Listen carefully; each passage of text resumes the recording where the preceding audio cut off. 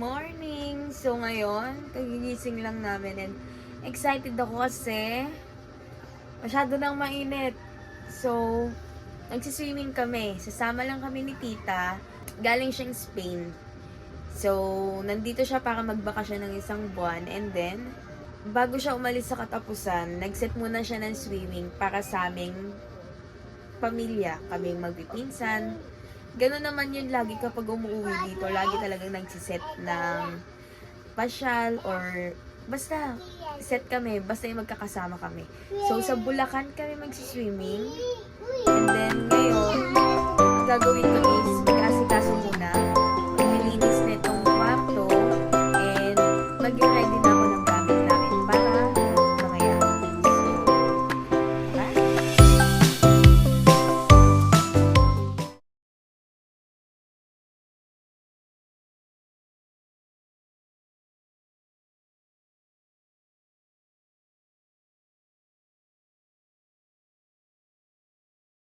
Nandito na nga pala ako sa bahay ng lola ko. Ayan, ay tita ko.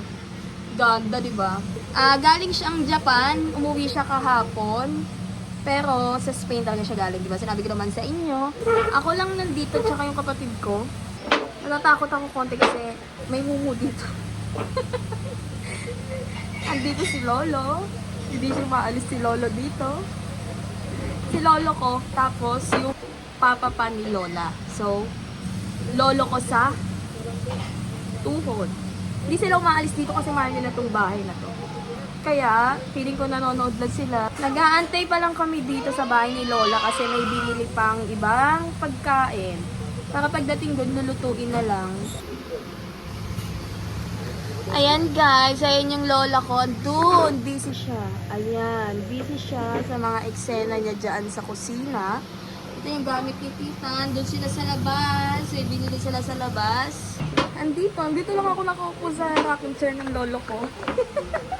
Kaya siguro nakikita niya ako dito. Ayan o. Oh. Ay! Lagot tayo dito. Kaya, dahan-dahan lang yung swing niya. Ganyan-ganyan lang. Yan ang aking mga pinsan. Hindi kami kompleto ngayon, pero mas madami naman kami nandito. Kasi busy pa yung iba. So ito na nga, pupunta na kami sa van na nirentahan lang namin. Hi, Nak! Ayaw mo may katabi, ah? Hi, Nak!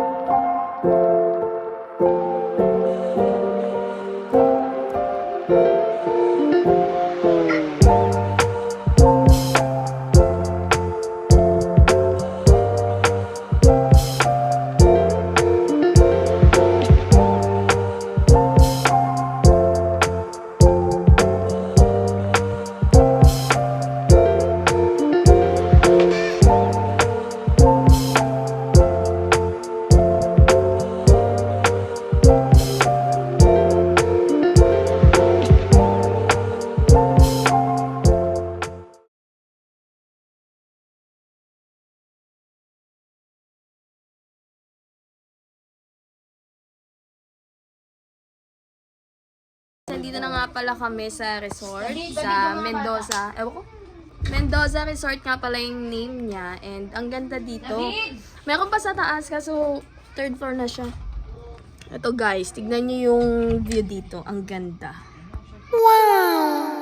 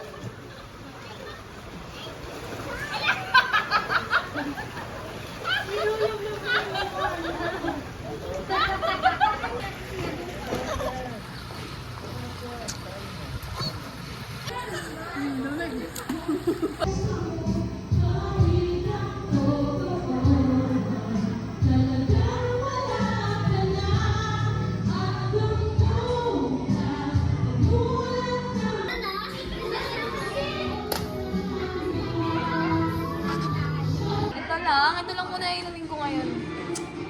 Yan. Tapos, ito naman sila. Mag-Alfonso sila.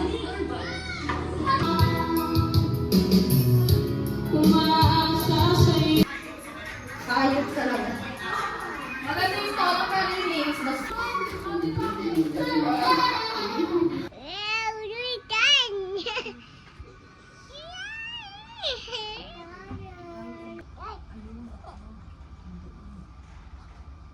Isimin pa kayo, te? Oo. Sabay-sabay sila pakainin ko.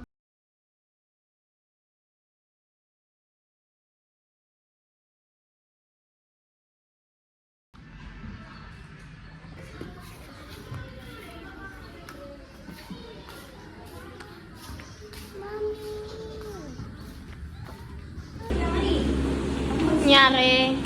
Anyari na kagabi? Ha? Ang ingay nyo kagabi. Puti ka, lalo ka na. Ha? Nakakabanas ka.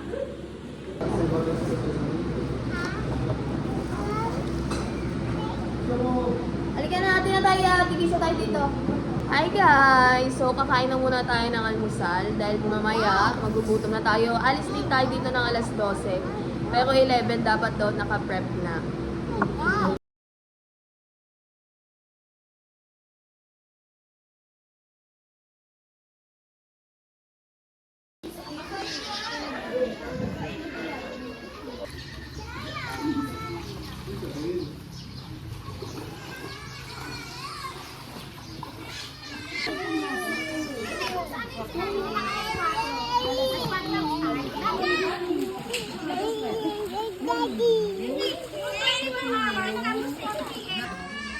Hi. Ito na muna. Bago ako mag-swimming, kakain ako kasi sumasakit ang tiyan ko. Sa malamig.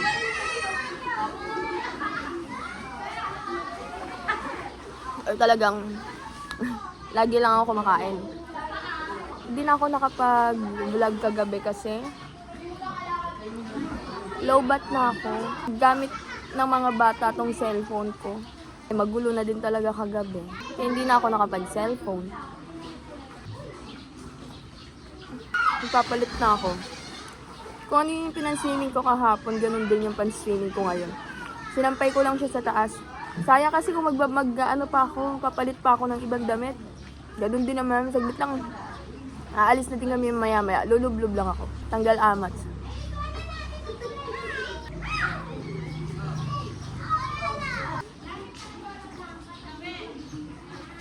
Nilalantakan ko na tong biko. Kasi kagabi, paubos pa lang siya. Eh, sa taas kami umiinom. Yung mga handa, yung mga pagkain nandito sa baba. So, kumuha na ako ng biko, nilagay ko sa kwarto. Ending, di ko rin talaga nakain. Kasi nga yung mga bata tulog na. Baka mag-ingay pa ako doon. Pero ngayon, pagkababa ko, wala na. Wala nang pagkain talaga. Ubus. Kaya nagluto na lang muna si tita ko ng almusal. Pantawid lang kasi mamaya kakain din naman kami ng tanghalian. Pupunta kami dun sa bahay nila tita. Ganun naman lagi yung setup namin dito. Bago umuwi or pagkadating dito sa Pulilan, pupunta talaga kami sa bahay nila tita. Gusto ko nang malagkit ngayon eh. Wala kaming nakitang kasaba cake. Or meron lang, hindi lang talaga namin napansin. Kaya sana mamaya bili ako isang balot na kasaba cake. Uuwi ko talaga sa bahay. Ang gusto ko, palalamigin ko yung kasaba cake, tapos isasawsaw ko sa evaporada. Sarap. Ubusin ko lang muna to, then magpapalit na ako. Para makaligo na.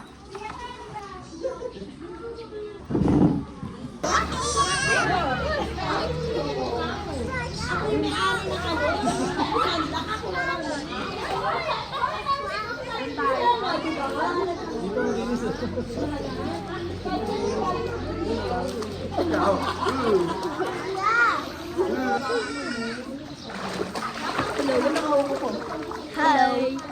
Bye.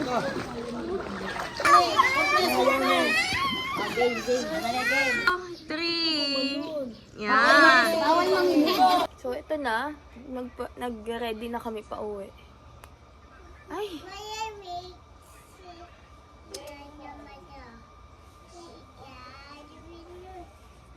Ano daw?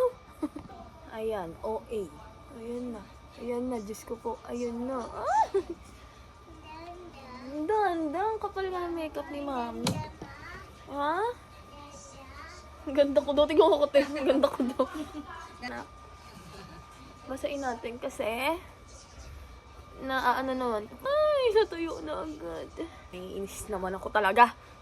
Tingnan mo. Ayan na guys. Wala. Lip tint lang.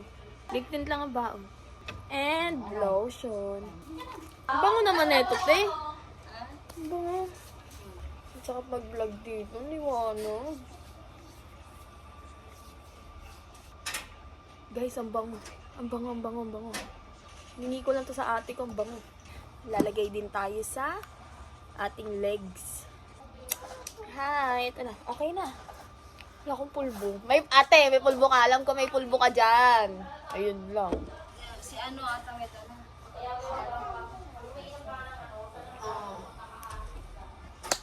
Halika dito. Pulbere. Hindi sa akin yun. Halika.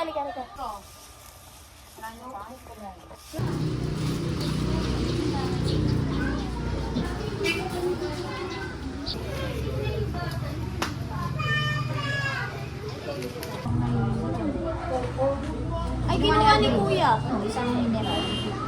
Okay.